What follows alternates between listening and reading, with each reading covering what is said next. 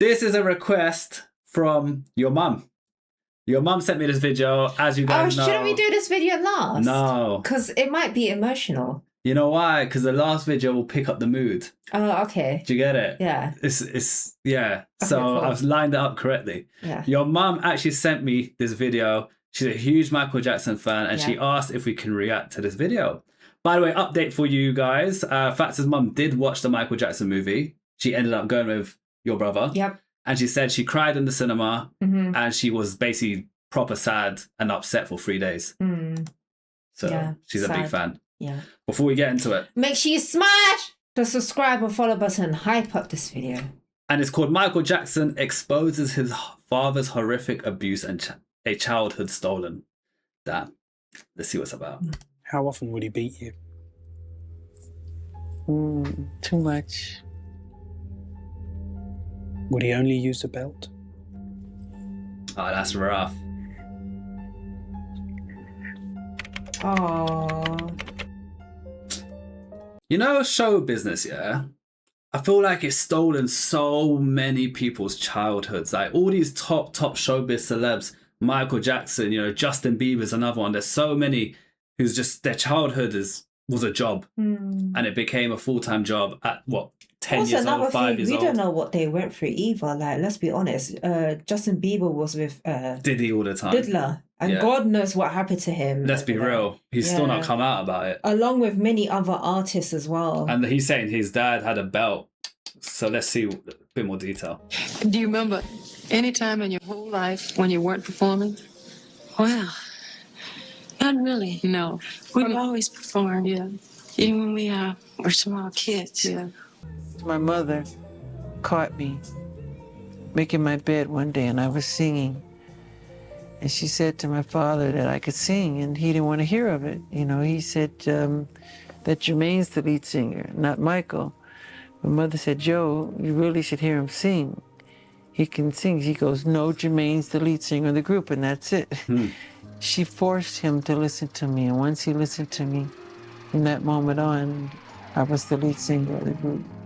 Yeah, we weren't wealthy, but we weren't poor. My father always prepared for the family, as well as my mother. Always wonderful. And that's very important. They made sure we, got the right things for ourselves. Strong parents, I think, are very important, especially in our situation. Well, on stage for me was home.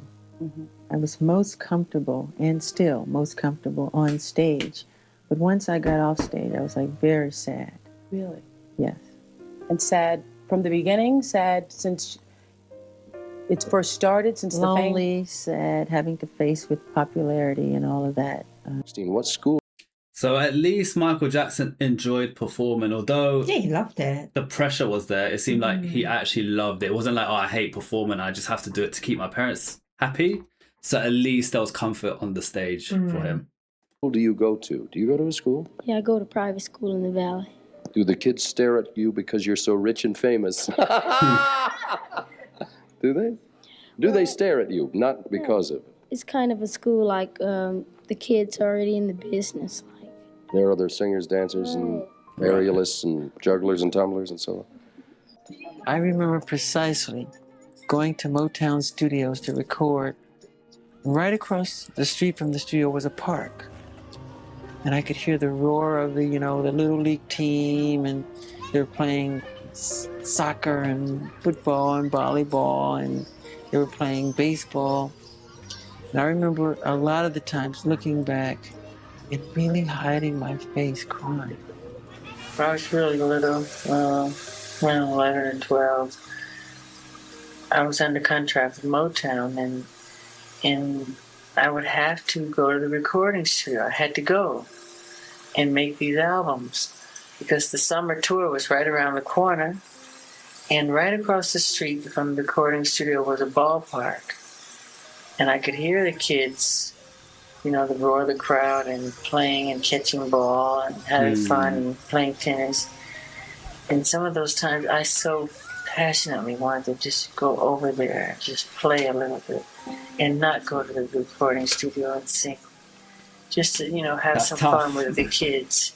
And I couldn't. I mean, on tour backstage with all the musicians and the singers, and I felt grown up for all my life. I remember all the time when I was little, they used to call me a 45-year-old midget. Wherever I went, you used to always hear that, and I just would hear it. Never thought about it. When you were little, when you started to sing, did you know you were that good? I never thought about it. I just did. But you don't miss then not ever having had what they call an average childhood? No, not really. No. We get to do things kids do in the neighborhood. Well, I think at that age you don't realize it, but then when you're older, like how he is here, Yeah. he's looking back, he's like, I really didn't have a childhood. At that age, you're not really thinking that deep about it. you don't get to do things that other children get to do. You know, the simple things that they so much take for granted. Having friends and slumber parties and buddies and just hanging out. There was none of that for me. I didn't have any friends when I was little. My brothers were my friends. In bed sleeping night, I was up doing clubs. I was doing club dates, 3 in the morning. The striptease would come on after us. You know, we were performing, and we didn't have friends. My brothers were like my friends, but we worked. There was some Christmas, there was some birthdays, and we were very strict Jehovah's Witnesses. From one concert to the next. If it wasn't concert, it was the recording studio. If it wasn't that, it was TV shows or interviews or picture sessions. It was always something to do. What would you do if you had a vacation? I mean, a real vacation where you could just get off and away from singing and anything that looked like work? What would you do? What would I do? I really don't know. You've never really done it. In my life, I really had one vacation, and that was last Christmas.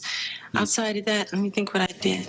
I just stayed home. I watched television. I read. Dad, I remember one time we were getting ready to go to South America, and everybody was packed up in the cars, ready to leave and go. And the plane was about to, and I hid, and I was crying while I was hiding because I really did not want to go.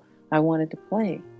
I did not want to go. It's sad, very sad, honestly. No, he's gonna kill me.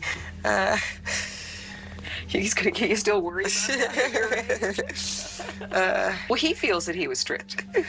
I'm glad he said it. Now I'll say it, yes. Did he ever beat you? Yes, he did. Yes.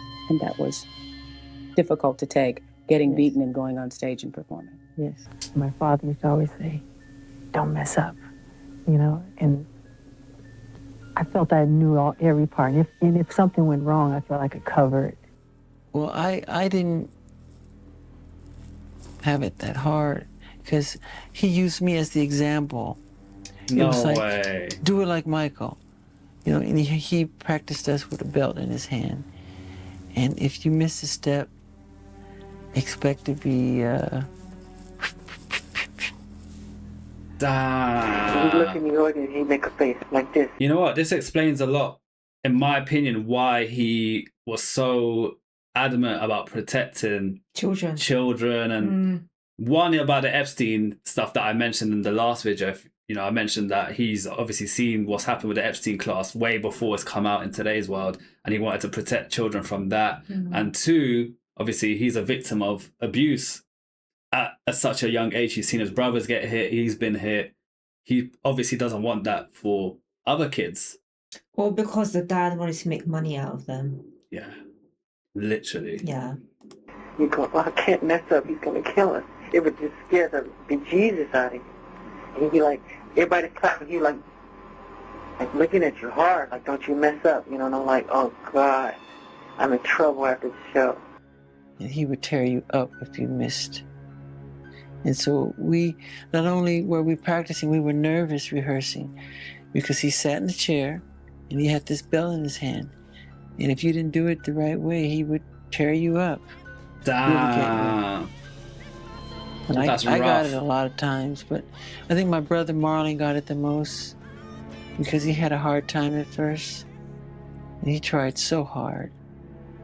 And it was always, do it like Michael, you know, but the others were very nervous, and I was nervous too, you know, because he was tough.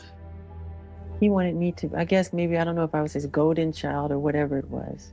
Some may call it a strict disciplinarian or whatever, but he was very strict, very hard, very stern. And just a look would scare you, and... Were you scared of him? Very frightened. There's been times when he'd come to see me and I would get sick. I'd start to regurgitate. As a child or as an adult? Both. I don't think he realizes to this day how scared. I mean, scared. So scared that I would regurgitate. As an You would adult, vomit. What? he would throw up. He's so scared Oh. he would throw up after.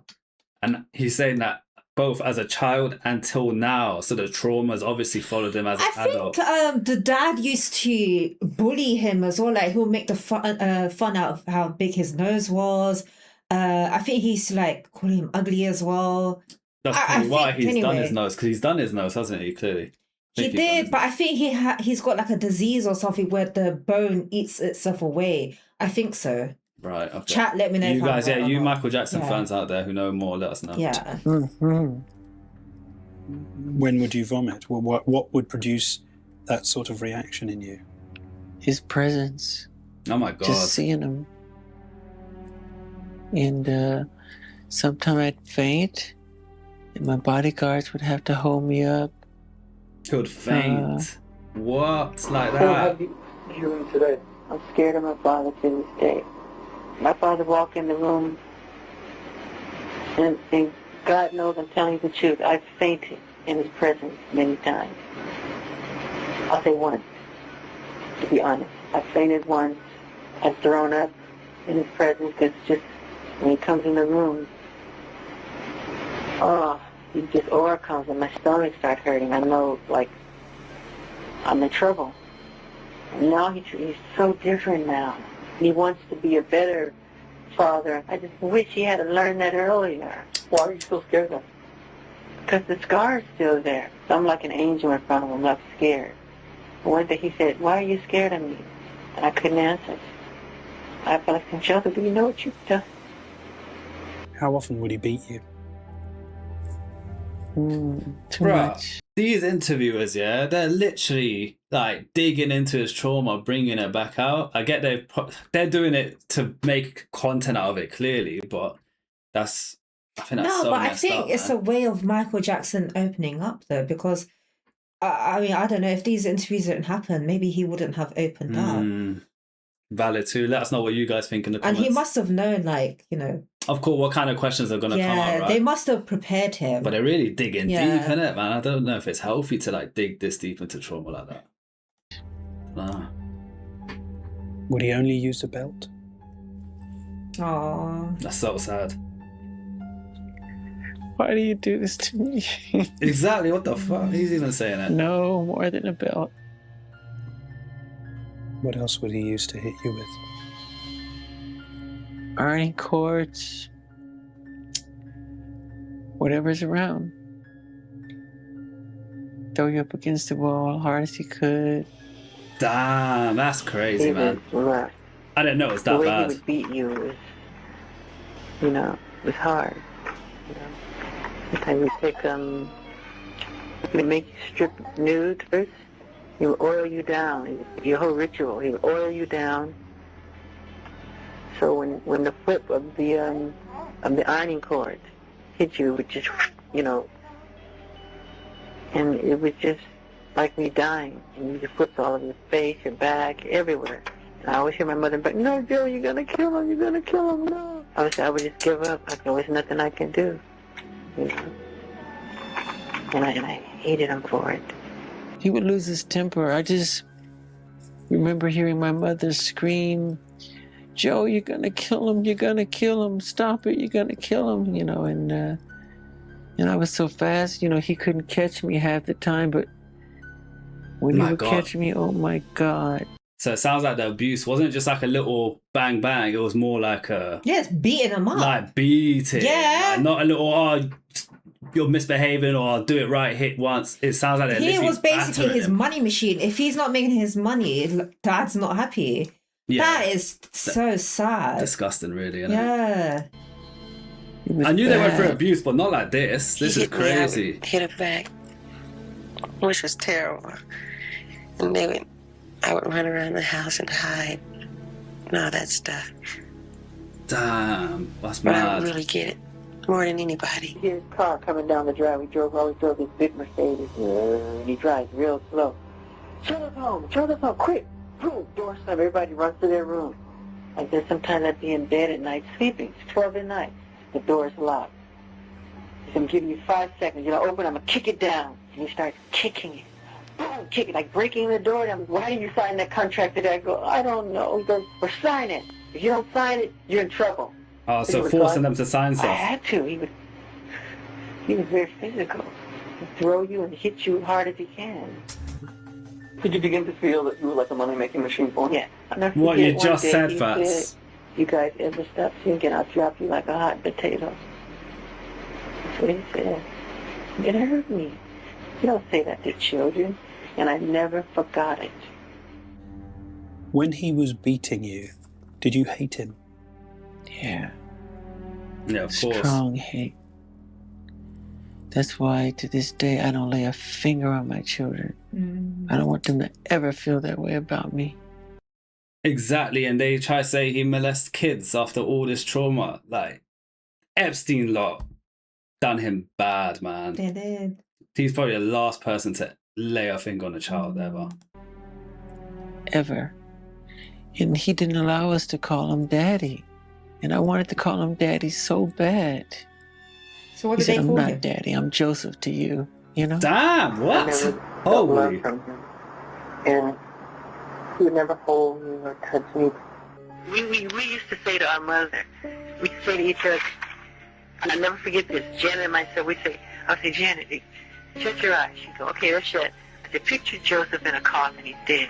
Did you feel sorry? She would go, no. That's what we would do to each other as kids. We'd like play games like that. She'd go, nope. Just like that. That's how hateful we were. He just, I don't think how much he hurt me when he was little. But he's a genius. The man is a genius. At the same time, he was a genius. He really is. But Michael, he injured you when you were a child. Yeah, but look what came out of it. Well, maybe I wouldn't have the affection for the kids that I have today and wanted to help them. And I totally forgive him for all of it, you know. You have to. But I don't allow my children to call me Michael. I say I'm daddy. It's just the opposite. So when people say the abuse, that's not true. That's not true at all. Damn, man. I didn't know the abuse was to that level. I knew, I heard that they went through stuff, but not like that. That is very extreme level, man. Yeah, he had a tough life. It's really sad. Yeah, he was basically forced. Like you said, the money machine. He has these kids who are talented and he just wanted them to... Rest in peace, Michael. Rest in peace, man. R.I.P. He went through a lot.